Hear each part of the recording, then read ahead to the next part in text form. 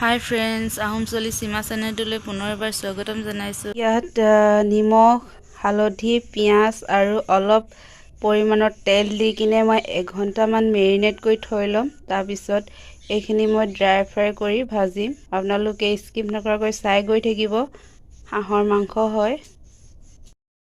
এয়া আলু এটা লৈ লৈছো, পিয়াজ দুটা, তেজপাত দুখিলা, আদা নহৰু পেষ্ট আৰু এইখিনি হ'ল ধনিয়া, মিট মছলা, গোলমৰিচ আৰু জিৰা।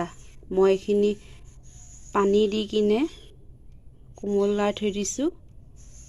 আপোনালোকক কথা এটা কৈছোঁ দেই, মই আজি ৰিফাইন দি বনাইছোঁ, মিঠাতেল নহয়, ৰিফাইন দি।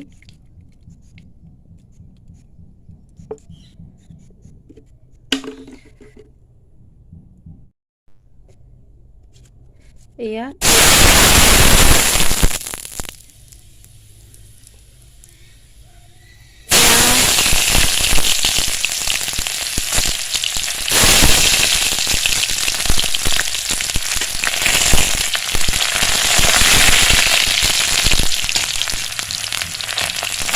আদা নহৰু পেষ্ট,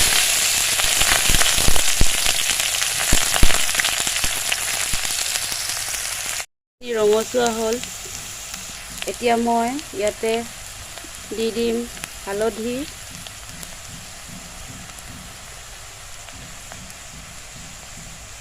এতিয়া মই ঢালি দিছোঁ এই মাংসখিনি।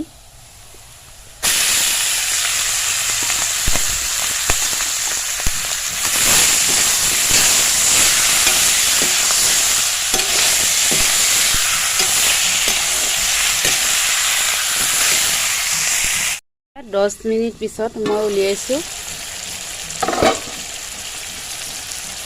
ইয়াতে মই এতিয়া নিমখ দি দিছোঁ। এইখিনি মছলাখিনি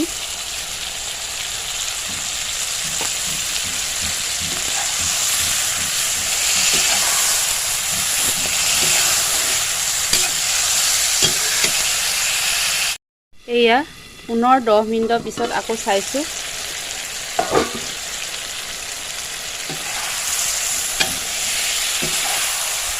হাঁহত তেল বেছি,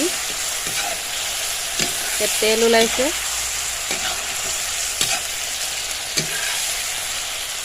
মই এতিয়া আলুখিনি দি দিছোঁ।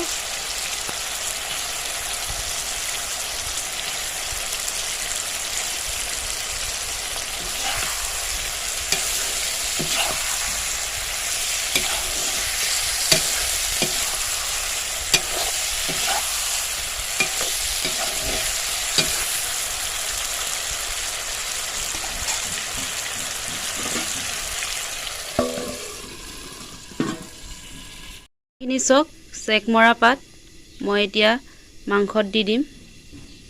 এয়া মই 7 মিনিটৰ পিছত চাইছোঁ। এইখিনি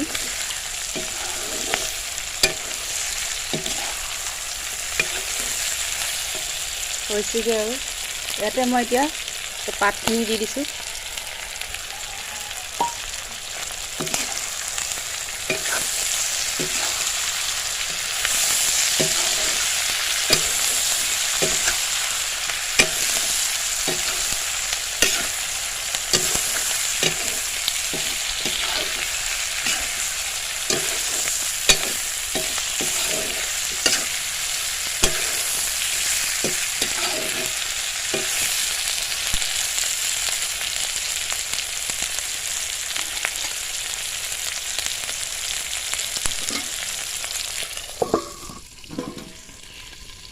এতিয়া মই আকৌ 8 মিনিটৰ পিছত চাইছোঁ।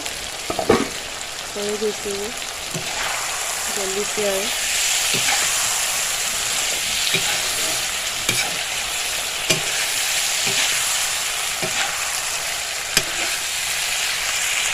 মই আকৌ 5 মিনিটৰ পিছত চাইছোঁ।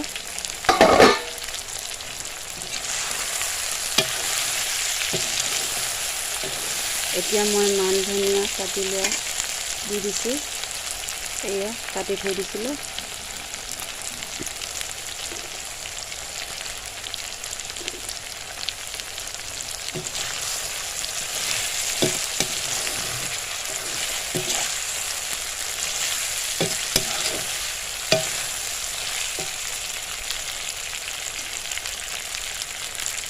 ইয়াত ৰেড চিলি ইউজ কৰা নাই, হ'লেও কালাৰটো ধুনীয়া উঠিছে।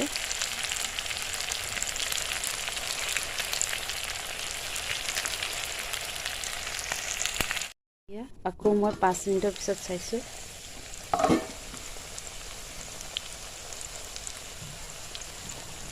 এইখিনি হৈয়ে গ'ল হাঁহৰ ভাজি।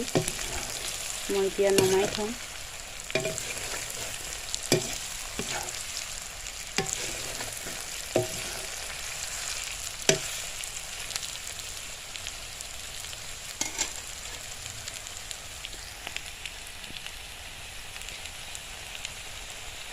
খিনি বনালোঁ মই জালুকীয়া হাঁহৰ মাংস।